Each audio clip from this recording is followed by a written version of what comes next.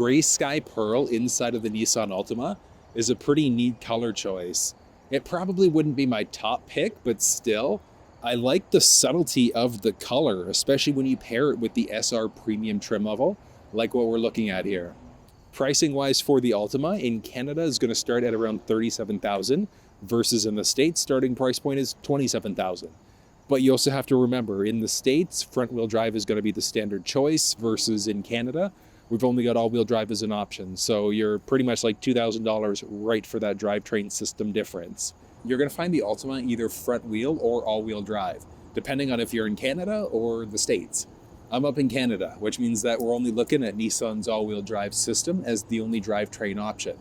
Down in the States, you're going to find front-wheel drive standard with the option to upgrade to the all-wheel drive system instead.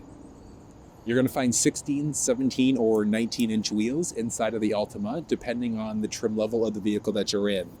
This one is 19-inch, and it even has 19-inch winter tires on there. You could go that big if you really wanted to, but realistically, if you're doing something aftermarket yourself, you'd be safe just to go for 17-inch instead and save yourself a couple bucks. You're going to find LED headlamps inside of the Altima, regardless of the trim level that you're looking at. They look pretty sharp, lit up later on at night. And exterior technology-wise for the front end, you're not going to find the forward sensing system. But what you will find is in the Platinum trim level, a 360 camera, so that full surround view monitor. So it's strictly going to be available in that higher trim, but if you like all the extra tech for the bells and whistles, it is available there. So that would give you the front-facing camera and those side-mounted cameras for a really sharp 360 view. There's a little chrome highlight right underneath the lamps that follows down throughout the bumper, but that just wraps in nicely with all the glossy highlights that go throughout the grille. And then underneath the hood of the Altima, there are technically two different engine choices that are available. There's only one engine choice in Canada, but the States adds an additional option. So by default, you're looking at the 2.5 liter naturally aspirated, so non-turbocharged engine. There's also the option for a 2 liter turbocharged engine, strictly down in the States. Power-wise, the 2.5 liter pushes out 182 horsepower and 178 pound-feet of torque, which is still pretty respectable at the same time, because the thing you have to ask yourself is how much power do you actually need? Because Nissan has a ton of different options that are available in their performance lineup if you wanted something that has a little bit more power than what the Altima offers. But still, 178 pound-feet of torque, you drop that paddle a little bit, this thing loves to fly. All right, and this will be a little 0 to 60 test. Yeah, 0 to 60.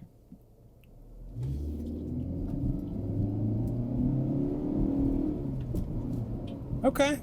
And that's without me using the paddle shifters. So it's just kind of relying on the vehicle by itself to do its thing. Looking at the warranty in the Nissan world, it's pretty industry standard. So your basic in Canada and the States is a 3-year, 36,000 mile or 60,000 kilometers. The powertrain goes up to a 5-year, 60,000 mile or 100,000 kilometers, which, like I said, industry standard, pretty good at the same time.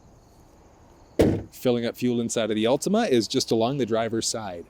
One nice thing is that it is a locked cover. So unlocking is just done through the first row. Release there. And doesn't matter if you're in the 2 liter or the 2.5 liter engine. Minimum manufacturer's recommendation is just regular 87 gas. So regular octane is all you need to use inside this vehicle. When you look at front wheel versus all wheel drive will have slightly better fuel economy. It's not a big difference, but I took this thing out on the highway on a drive. It was about 70-ish kilometers, and I was averaging about 7 liters per 100 kilometers. So it's kind of going plus and minus there, which is about 33 miles per gallon, which for a 2.5 liter naturally aspirated is pretty respectable. You're going to find the same black bezels around the rear lamps. The badges in the back do look great, and then you will find dual tip exhaust that are wrapped nicely inside of this black gloss bumper. You will find the option for the rear sensing system, so the beeping that you get as you back up is available inside of the Altima. Then you can see there's this tiny little deck lid spoiler there on top of that. But you could always do something aftermarket. So if you're looking for something a little bit more aggressive, there are different options that are available. Getting into the trunk of the vehicle, done a few different ways. So on the key fob, there's a release that you can push in order to open up. Just to the left-hand side of the steering wheel, there's also a button. and then you trace just underneath the Nissan badge to the right-hand side of the backup camera. There's a button that you can push in order to lift this thing up. And the boot inside of the Altima is actually pretty wild. There's a lot of junk that you can fit inside of this trunk. It's good. There's not too much though feature-wise, so there's nothing off to the left or the right-hand side. And then this is just the regular carpeted liner, but underneath there is the jack stand, and then underneath that, there's also a mini spare tire. So that temporary spare is there. So if you ever pop a tire, puncture a tire, you could change it out yourself. But I gotta say, Nissan, like, thumbs up for actually including a spare tire rather than just the inflator goop. But one nice thing about being a Nissan owner is that you do also have access to roadside assistance, and that's the same length as the basic warranty. So it's a 3-year, 36,000 miles, 60,000 kilometers. And that's good for things like tire changing, lockout services, towing, if you need battery boosts and things like that. So there are a lot of things that are covered. So it is good that's available. Folding down the second row seats is also done in the back row to a degree. So the releases for the second row seats are there, so you can pull, but you actually have to get into the second row in order to be able to fold the seat down. So after you release from the back, you're just gonna pull and drop down. And like I said, a lot of cargo space in the vehicle, and it's a 40-60 split. So it's 40% on the driver, 60% on the passenger side. The cargo measurements that you're looking at are going right from where the trunk would close, so that back part, to just in behind the armrest between the first row seats. So if that driver passenger seat are forwards, backwards a little bit, you gain or lose an extra little bit of space, just depending on how those seats are adjusted. But for a vehicle this size, that still is pretty good at the same time. The side view mirrors inside of the Altima are not power folding, and they don't feature turn signals. The driver door handle, though, has a neat little function, so there's a button there. As long as you've got the fob on you, you can push there to lock the doors, or push in order to be able to unlock. But along the door here, there's this nice metallic highlight that follows through. Just works in beautifully with the door handle there, but that follows through the styling in the front end. And then there's also this carbon fiber type of a wrap. As you can see there, right along the dash, but that follows through in the inside, which I'll show you in a second. On the side there, your basic side view mirror controls, unlock lock buttons, window controls. That's to kill off power to the rear windows. And there's also a little bit of storage there. And then this is the upgraded Bose sound system that you're going to find inside the vehicle, but I'll let you listen to that one in just a second. But on the inside there, you've got these switches. So this is going to be a lane follow assist system. It's useful when you're using the adaptive cruise control. There's a trunk release. You can increase or decrease the brightness of the cluster screen, and then a trip reset counter. You've got your hood release there, fuel door release there, and then the steering wheel is going to be a manual telescoping. There are a few different types of seats you'll find in the Altima, so either going to be manual or power, and that's even the seating material. So this one is a leatherette mix. You're going to have cloth in the lower trim levels of the vehicle, but the seat is pretty solid. And then this one's power, so you can go forwards, backwards, up or down. You've also got the option of adjusting your backrest, and then there's multi-way lumbar support there as well, if you need it. It's good. All right, and hopping inside. All right, let's start this thing up. Down, center stack. There you go. See that? It does have the blind spot monitoring system, and it's done so uniquely inside this vehicle. So rather than it showing in the side view mirror, if there's somebody on either side, it's going to glow. So that glows orange, and it lets you know if somebody's entered the blind spot on either side of the vehicle. It's a really neat setting the way that it's set up. Steering wheel inside the vehicle, flat bottom, comfortable as well.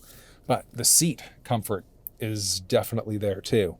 So hold on, I've got the driver's seat set up for myself being 6 feet tall, but with the seat as far down as it's going to go, headspace, I've got 3.5, 4-ish inches of headspace, which is pretty good. Shoulder wise, not bad at the same time. Seat comfort's good. I haven't been able to sit in one with the cloth seats, but if this leatherette seat's any indication, I'd say that that's pretty good at the same time. It's comfy. And looking in the first, so I mean, steering wheel here, basic highlights. You've got your volume rocker, series of buttons in order to go between your cluster screen and a few others, so for the cruise control system.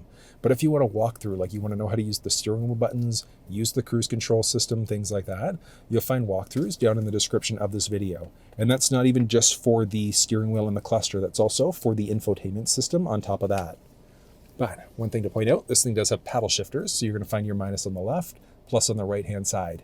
If you've never used paddle shifters, it is such a fun process. It's so much fun. And the big benefit of using the paddle shifters is that if you need a little bit more boost, it is available as an option. But paddle shifters works the same across every vehicle, whether it's paddles, whether it's the hand shifter or a stock shifter there instead, or column shifter. I've put together a walkthrough video on the S650 Ford Mustang that explains how paddles work. You'll find a walkthrough for that down in the description of this video. But the infotainment system inside the vehicle, there are a few different options that are available. So there's the 12.3 inch that we're looking at here. There are versions with nav, without navigation, and then you can customize the screen by adding in additional options there too. You've got a basic home screen, factory navigation is there, and the factory nav is pretty responsive. You can kind of do a pinch to zoom this way in order to find your end destination as well, zooming in and out. Audio there, great options. So sources, you've got AM, FM, Sirius XM, Bluetooth, USB is available, Apple CarPlay is there, different apps that are available too. So if you had a USB stick with some MP3s on it, just plug yourself in. And while that's loading up, there are a few different speaker choices that you're going to find inside of the Altima. So the default is going to be a 6-speaker system. The one that we're looking at though is an upgraded 9-speaker Bose instead. So there are different options available depending on which trim level of the vehicle that you're in. And that's the same way for the seats. So this is the leatherette trim seat, but you'd have cloth seats inside of the lower trims of the vehicle along with that 6-speaker setup instead. But let's go through audio for a second here and browse through some options. You can go video. No. Is this thing actually going to support video playback? No way, is it? We'll resume when the vehicle is stopped and the vehicle is in park. I'm definitely in park. Okay, but it doesn't look like video support. I was like, that would be amazing. Yeah, but it doesn't look like video actually plays back through the screen. It had me going for a second there. All right, but artists, you've got songs that are available and things like that. So let's go through and we'll find a good one that's going to work well here. So this song, some good amount of bass. So this is strictly coming out of the microphone here. So there's no post-processing done whatsoever.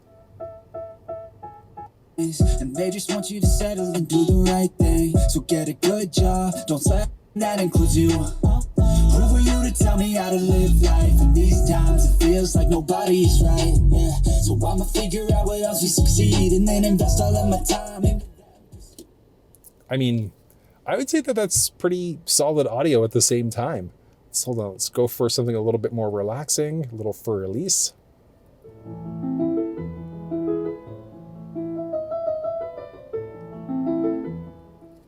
I mean, the audio inside of this Bose system is incredible. Love it. But yeah, like I said, ton of different options. You've got Android Auto, Apple CarPlay capabilities.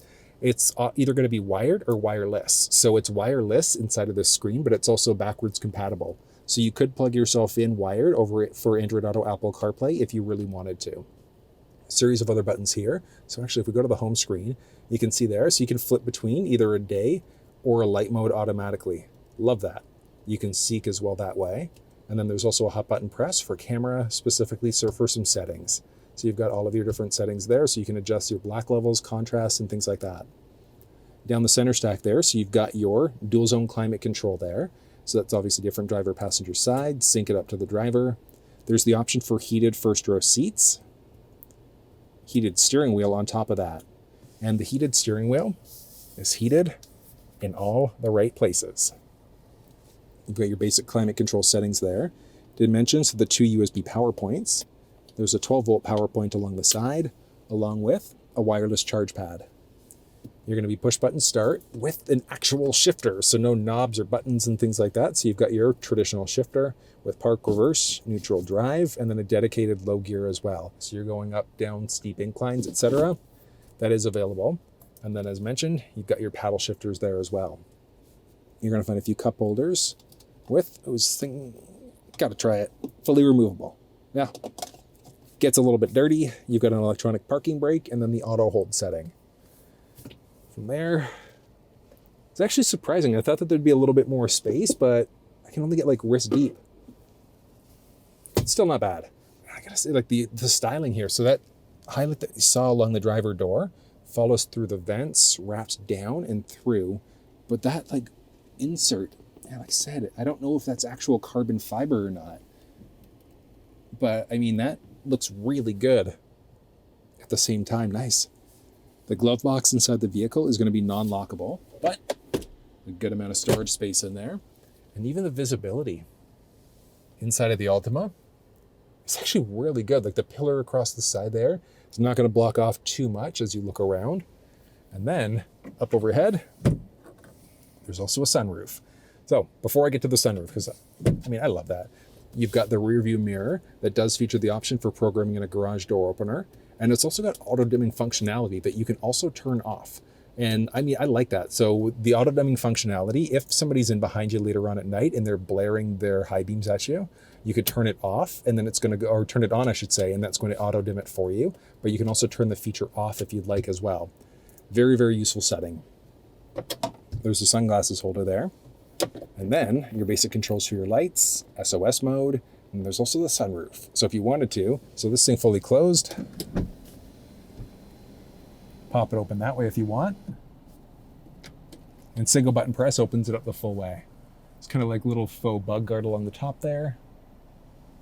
That's good. Then just single button press to close. No wonder. Yeah, you can also create a little vent. So tiny little cross breeze if you need it. But I mean, I do like that that does open up when you push that way. It would be kind of nice if it closed, but I mean, I don't mind doing it myself. From there, the visor. Ooh, no ticket receipt holders anywhere there, but you do have a little light built right in, right above the vanity mirror there. And I kind of like this sliding visor. They highlight it. I love it. So if you grab, pull, that's going to hide all of the sun that might be hitting your face as you drive. This is good. Steering wheel, the grip is great, and fuel economy right now. So I mean, I'm obviously sitting, so it's not really that good, but I did a road trip earlier and I was averaging about 7 liters per 100, so about 33-ish miles per gallon, which is pretty good. I like it. It's good all around, but I do have the driver's seat set up for myself now being 6 feet tall. And with the driver's seat set up this way, inside of the second row, I've got a great amount of foot space, great amount of knee space. And up overhead, with me sitting fully upright, I can actually fit back here. It's tight. Like I've got maybe half an inch, I'd say an inch at the very most of headspace there, but about half an inch or so roughly. But the seat comfort, not as good as the first row, but still not bad at the same time. And even just the overall space inside of the vehicle. So like I said, I'm 6 feet tall and like headspace is a little bit tight, but if you had shorter friends or family that you had to move around, you could fit 3 adults in here. The middle seat, a little bit tricky just because there's a hump. And hold on, hold on, look at this. So the middle seat, that's me sitting fully upright.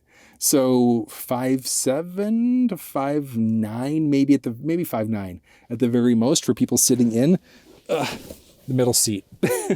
Not comfortable by any stretch, but yeah, like I said, you could fit adults back here. It's just that if they're taller, you might have to slouch a tiny little bit because these seats are also locked into place, so you can't recline them whatsoever. But if you do have kid seats, you've got all of your anchor points there and the top tether points right along the back as well. There's some cup holders built right into the seat. So 2 individual cup holders there. I mean, that just works nicely because you've got some bottle holders right along the door, easily accessible. Speaker there on top of that. But that's good. You're not going to find a pocket behind the driver's side, but there is one in behind the passenger side. And then down, you've also got a few vents, so your basic vent control, and then a few USB power points. So a USB-C, USB Type A on top of that. The passenger side, I should say, has a little handle. There's also overhead lights. And then the driver's side has a little handle as well, so no hooks in the back end there. But, I mean, simple. You've got that same stitching. At least the pattern there is nice. It follows all the way through, and even throughout the armrest as well. From everything that I've been able to find, the Altima is a reliable vehicle. Like, Nissan sold hundreds of thousands of these the last 5-7 years in the US alone. And if you look at forum complaints by current owners, NHTSA complaints, things like that, there's not a lot of complaints that I've been able to find based off of the total number of units sold. So that's always something that's really positive, because typically with owners of cars, you know, you spend $30,000, $40,000, $50,000 on something. If something goes wrong, people can be fairly vocal about it. You'll typically hear something in forums, or you'll see NHTSA complaints, but there aren't many complaints for the Altima based off of the number of vehicles that have been sold. So I just think overall that points to excellent reliability for the vehicle, and owners of the Altima are happy with the vehicle overall. And honestly, after spending a week with the vehicle, I can kind of see where they're coming from. Oh, perfect. There's a little obstacle in the road. So if you didn't see what was going on there, nice and responsive. The overall handling inside the vehicle, though, is pretty good. Hold on, I think I'm coming up to some open road here. So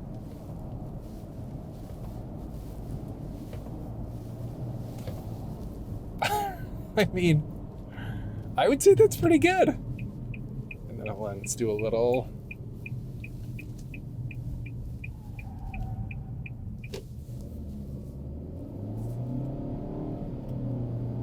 Not bad. Okay. And then let's do a little 0 to 60 here as well. This 0 to 60 test is actively using paddle shifters.